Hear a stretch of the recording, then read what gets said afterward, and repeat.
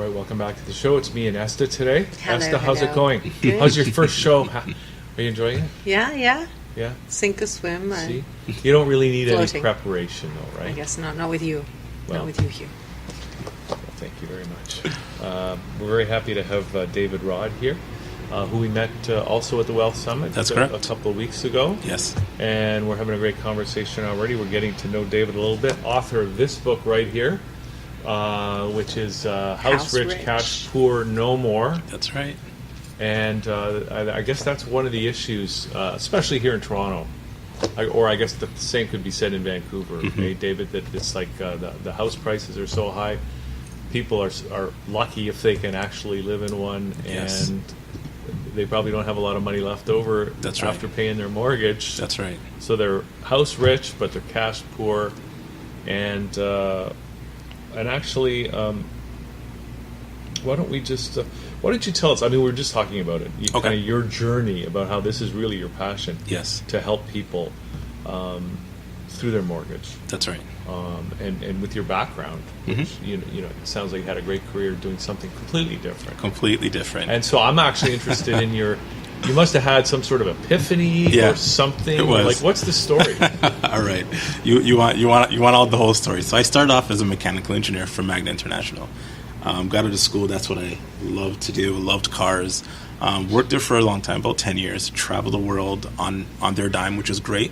You know, a lot of people like to travel for the workplace. But I got tired of living out of my suitcase, right? Going from hotel to hotel.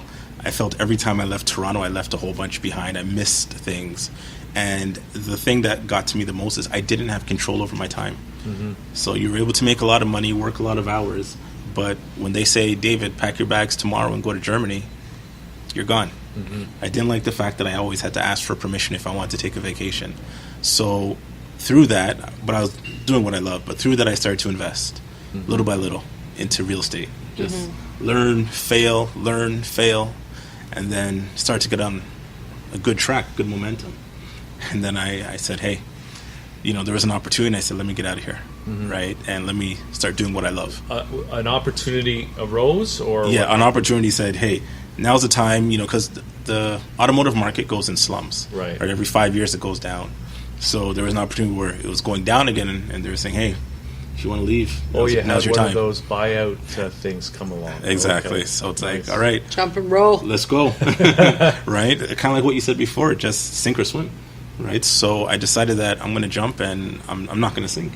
Right? No matter what it takes. Yeah. So that's what I did. And then evolved into mortgages. Did you know you wanted to do that No. when you left? No. Yeah. I knew I wanted to do real estate investing, which is always my core. Yeah. But you know, when I started, I wanted to show people what I was doing and what I had success with, and I wanted to show people what to stay away from, right? Because I used to deal in forex and gold, and I did so much different investment. Anything that was an investment, I touched it, and I wanted to teach people what works and what didn't work. And then eventually, I realized that a lot of people don't have liquid cash, but they have cash in their home. So, you know, and they're not using it. It's underutilized because what we've been taught is pay off your mortgage as fast as possible.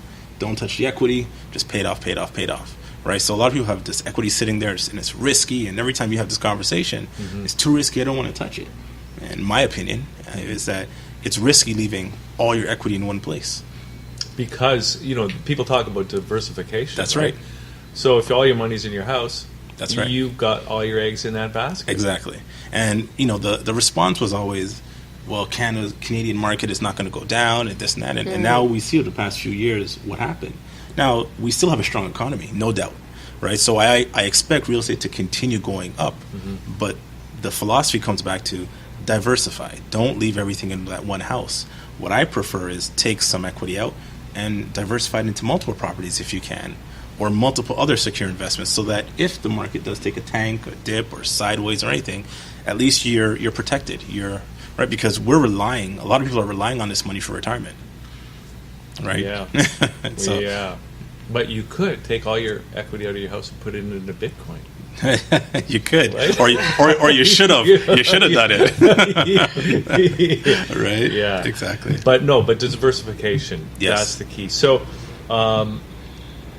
I mean, it sounds like this is the thing about great ideas. Yes. Is that when you see the great idea, you go, that's obvious. That, of course, that should be. And that's kind of like the concept of this book, right? Yes. I mean, it's like, it's a great, it's an obvious book that everybody should have. Yes. I think so. If they got a house. That's right. right. And, and to do that. But what was it that got you thinking that you needed to write a book like this? It became because I had a lot of coffee table meetings, and you keep coming across the same objections.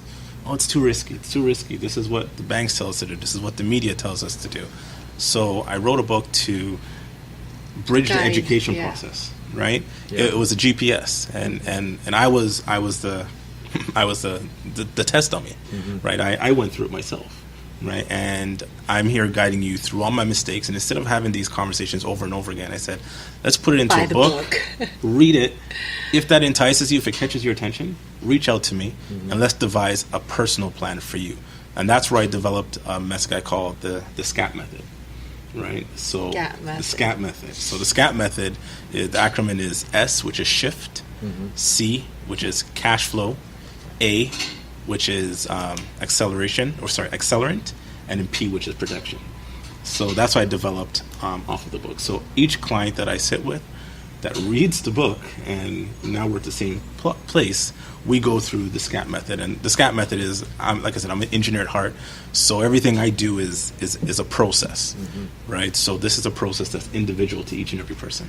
And it's really about, I mean, you mentioned, because you're a mortgage broker. Yes. But what you're really doing, you're almost like a financial consultant or to help people really maximize their financial well-being. Yes, around their house. Through their house. That's right. Yeah. Yes. So can you give us some tips here?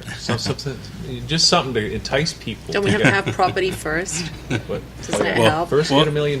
Here's the tip. It always starts with that. Yep, get into a property. That's the first We're tip. so far off. Right? No, but you see, I understand. Toronto is expensive. It's crazy. It's crazy. Even for me, it's crazy. I see this, and I think about. I told you I used to work in South Carolina a bit. Right. And sometimes I go back on the website and I see 5-bedroom, 10 acres, $200,000. And I'm just like, wow. Right? Nothing. Over here, what is that? $1.5, $2 million? Yeah. So plus they got a nice weather down there. Exactly. Right. So I mean, that's a commercial. Go to South Carolina, but I mean, it's definitely one's biggest debt and biggest investment at the same time. So I understand the home ownership obstacle is there. I suggest people combine. Well, it's funny because we were at the Wealth Summit. Right? Yes. And even Harry Stinson, right, who built One King West. That's right. Yep. One of the towers here in downtown Toronto. He says Toronto's too expensive. Yeah. He's buying properties in Hamilton, in For Buffalo. sure. Yes. And I have a friend who just because she was wanting to get something in Toronto for years, but she just bought some property in the Philippines. That's right. Yeah, right? I've Just heard a lot of people doing that. Well, she's part Filipino, so you know what I mean. Yeah. But also just the opportunities there, and it's not in Toronto. But Exactly. I mean, you got to live somewhere too, right? You have to live someplace, and if you're going to pay rent. That's fine because something with stuff. But see if you can just pool together 2, 3, 4 families. Just purchase a property, even if it's just for investment. That's a good idea. Even if it's just for investment, you don't have to live there, right? Rent downtown Toronto, rent wherever is close to work where it's not that expensive. Even a triplex or something like that. And then buy in the outskirts, buy in like the Bradfords and the Innisfils, all these new and upcoming places that haven't got hit yet. Yeah. Buy further out. Well, actually, that's a good point because Toronto is still growing like crazy. That's right. Like, it's all airspace, though. But what? It's airspace. What do you mean? People are paying to be in the air. You mean like in a high rise? It's ridiculous. That's right. Yeah. But on the other hand, these outskirt communities. I mean, think about either Brampton, right? I mean, it was 10,000 people years ago, 40 years ago. Exactly. Right now, it's 500,000. Exactly. Or Guelph. That's still Scarborough. Yeah. Well, Scarborough. And the Cambridge, and and a lot of retired people are moving to Niagara on the Lake, St. Catharines, that area there. Yeah, Welland. That's a good one. Yeah. That's my hometown. Okay, so now the book has just been launched, right? You had the launch just 2 weeks ago. a couple weeks ago. Yes. And I mean, how's the reaction to it? It's great. The launch was good. A lot of people came out for the launch. On Amazon, it went to bestseller, right? So the feedback is good. It encourages me to, keep promoting the book and getting it out there and getting to more hands, because that's the whole idea. The whole idea of the book is I just want to educate people and be a part of that change, right? Where this is a movement that we're on to change things. I think it's more than even, it can be more even than the financial well-being of those people. Yes. Because some of that money, that if they can unlock it from their equity, they can use it to create businesses. Definitely. To pump into the economy, Yes. to employ people. Yep. Like it can be a real, like a macroeconomic generator for the whole economy, really. Exactly. So right there, you're talking about the SCAP method that I mentioned to you. You're taking components out of it. Right so there. how does that work? Can you describe that a little bit more? All right. So method, the C. Yeah. So the F? SCAP method is the S is shift. So what I realized was that I was going through a lot of ups and downs financially, and what I realized, the biggest shift was my mindset, right? And I realized, because a lot of us, we have the means to make money, means to make investments, but we've been taught so much things from birth that we just have in generations embedded in us, and we don't even know what we're fighting against. So we have to retrain our minds to think bigger and better. So that's what shift is. That's the S. So I'm helping you do that through the book, but you can also get education through seminars and things like that. The C is cash flow. The biggest problem I find is that a lot of us use budgets. Me particularly, I don't like budgets. Me neither. Right? Because what a budget like does, those things. exactly. What a budget does, it says to you, where can I Gives cut? you a limit. That's right. Puts a limit. So I like to say cash flow, because if there's a shortfall, I want to think, what do I need to do so that there's no longer a shortfall? How do I need to bring in more money? Right? Right. So that's what cash flow planning is. Whereas a budget is, okay, what do I need to cut at my same income? Right? So it's a different way of thinking. And what I realize is that most people, if we look into their system, they're not using their money for highest and best use. So that's where I start. I dissect everything, look at their plan, and I say, hey, one less Starbucks today. Yeah, it adds up, exactly, right? right? And I'm not saying to cut it. I'm saying now that $4 or $5 that you're using for Starbucks, what does that add up to at the end of the month? Why don't we try to invest that? And if we invest that, 25 years later, this is what it could be. So we're just redistributing the same funds that we have, but we want to make the money work for its highest and best use. And then A is acceleration, or I should say accelerant. So what is your accelerant? So you mentioned it before. Your accelerant could be investing in rent-to-own properties, real estate. It could be investing in private lending, or it could be investing in your business, right? So I focus on a lot of people that, whatever fits in that model. So for me, it was real estate investing. Right. At this stage, now I'm focusing a lot on my business because that's where I get the highest return on investment. But for some people that have a passion, they put their passion into courses, sell courses on Amazon and different websites, and that's how they make money there. And then the last one is not last but not least, but it's the most important, is protection. Right? How do you protect your money? How do you protect what you're doing? So it's not scat, it's scap. SCAP. Okay, that's That's where right. I got it wrong. Scat. I was thinking scat, Scat. man. Scat. Yeah. And I was just Yeah, glad sorry, it was an scap, acronym. scap, Exactly. scap. Right? How do we protect the money? How do we pay just the right amount of taxes, because we are taxed the most in Canada, right? How do we make sure that we're using trust or life insurance or diversification to make sure that our money is protected and that it's growing at the maximum it can? Go to an offshore place like Gibraltar. Yeah, I didn't say it. Well, talk to Paul Martin about that. Exactly. So is it all in the book here? Like, is this book enough to get somebody The Bible. Yes. really getting the most out of their home equity? Get their feet Yes, wet. I think if you read that book and you really understand it, and it's not just about reading it, it's about applying. If you apply Of it, course. you're ahead of the game, right? And then, hey, I'm still around Yeah. for coaching. We can work together. We have programs and different investments that we'd like to share with people, right? Really? But you have to start, we all have to be on the same page. And you can start small, right? Start small. Get your feet wet. That's Well, right. the book sounds like a great way for people to at least, get the vocabulary Thank you. to have a conversation with That's you, right. right? Yes. And then, so you mentioned you have programs, and like, how does that work? Say somebody wanted to follow up with you and get that personal coaching or advice or whatever. Like, how does that actually work? So first we set up a cash flow blueprint session. And what that session does is, like I said, it's personalized to each and every person. We're going to extract a lot of information. It's like an operation. We're going deep diving here, right? Heart surgery. Extract all this information. We're going to put it into all of our fancy programs, for a lack of a better term, that we have. And it's gonna give us an output of how much money there's potential for savings. And then when we get to that number, we discuss it with the client. And then once we can put this into place, now we use that number to say, okay, do you have equity here? You're having this much cash flow.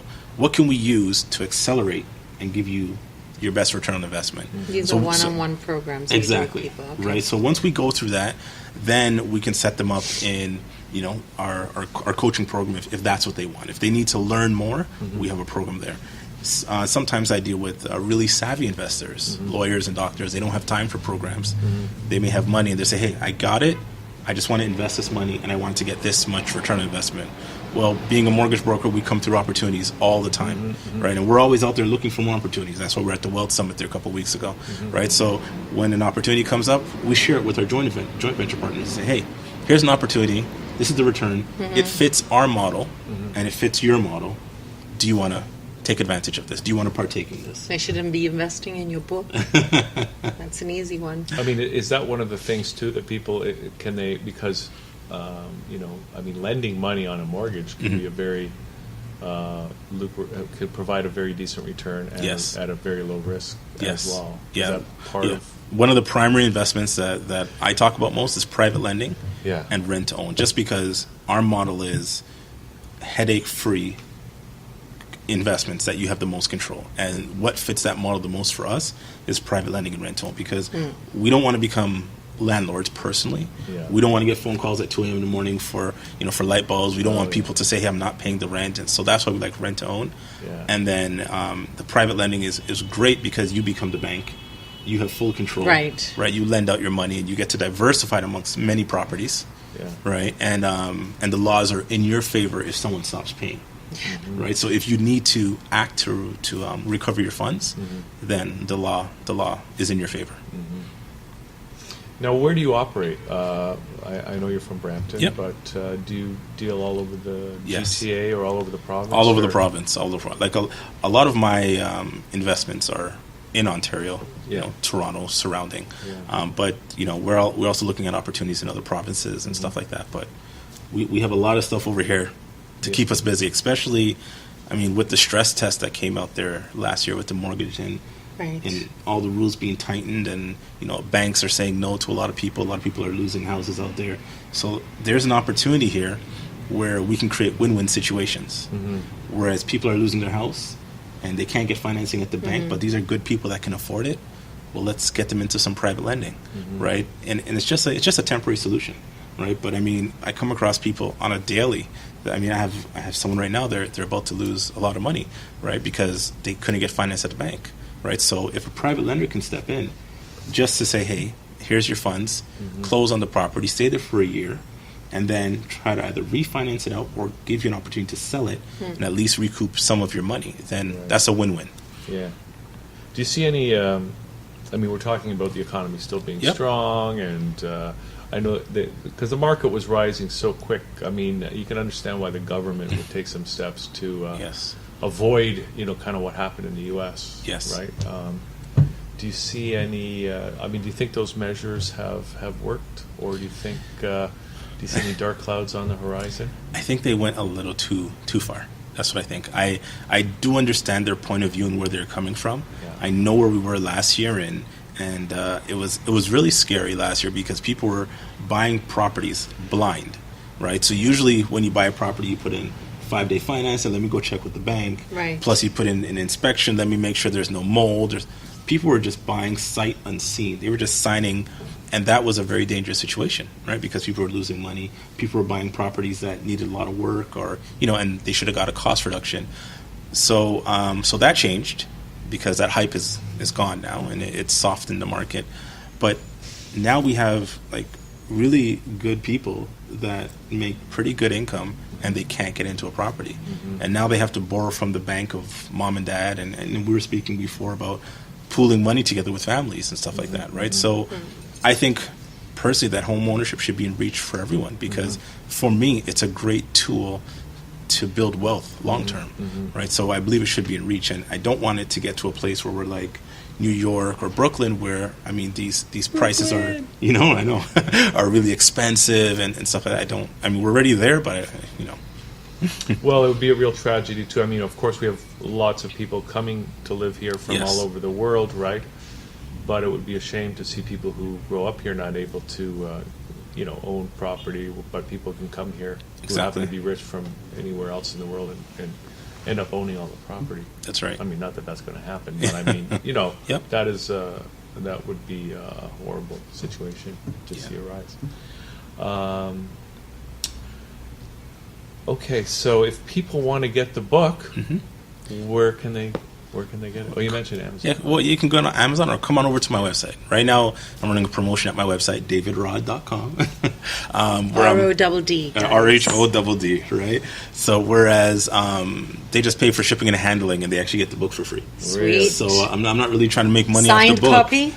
Okay, signed copy, you got to pay a little bit more. But if they mention the channel here, then I'll throw in a signed copy, no problem. There you Nice. go. Right? So there's a promo just for watching, right? So Very yes. cool. Yeah, so- Win-win. Okay. Yeah. And so davidrhodd.com. And I guess you're also available if people are looking for a mortgage, Yes. like something as mundane as that, David. Are you? Yeah, I love the mundane stuff. That's my daily thing that I do. Love helping families refinance, get into homes. So yes, I help with first mortgages, second mortgages, and complicated situations. And would that even be useful for somebody who's maybe they're just thinking that they want to start looking for a house? Yep. Is it a good idea to speak to a mortgage broker first? Definitely. It's always a good idea to figure out where you're reaching towards, right? So we come up with a plan, right? How much can you afford? Which area you're looking, does it meet what you can afford? Right. So that now they're educated with tools that they can go out and do what they need to do. Yeah. Yes. And as SCAP, right? She and got as it. you mentioned, it's not just about getting a mortgage. It's really about, of course, getting a mortgage, but using that mortgage to then enhance your long-term financial well-being, right? That's right. I tell my clients all the time, and I hope I'm not scaring them. I say, when we do a mortgage together, we're stuck together for about 25, 30 years. So if you were looking for that, for that relationship, exactly. If you were looking for that, hit and miss, then I'm not your guy. But if you want to build long-term wealth and you want to learn how to pay down your mortgage faster and hopefully start getting in some investment properties and introduce me to your kids and stuff, then I'm your guy. That's what we're here for. I'm not just going to, put you in something and walk away. Okay. Well, David, great to see you again and have this conversation and Thank find you. out about the book and about you. So thanks for coming down today. Thank you. And I guess we got a little video that's, what is this video? Video is just a little commercial about the book. For the book? Yes. Okay, great. So there's the book, everybody. House Rich, Cash Poor, No More. So if you got a house and you live in Canada, it's probably a good idea to get this book. And it's available at davidrhodd.com. That's right, 2 Ds. All right. Okay. Thanks, David. Thank you. Okay. I think that might be it for the show. Right after the video, Nice. that is. But anyway, it's great I to feel do. like going opening a bank account now. Well, Not. okay. So here's the video, and we'll be back tomorrow for more Liquid Lunch right here, thatchannel.com.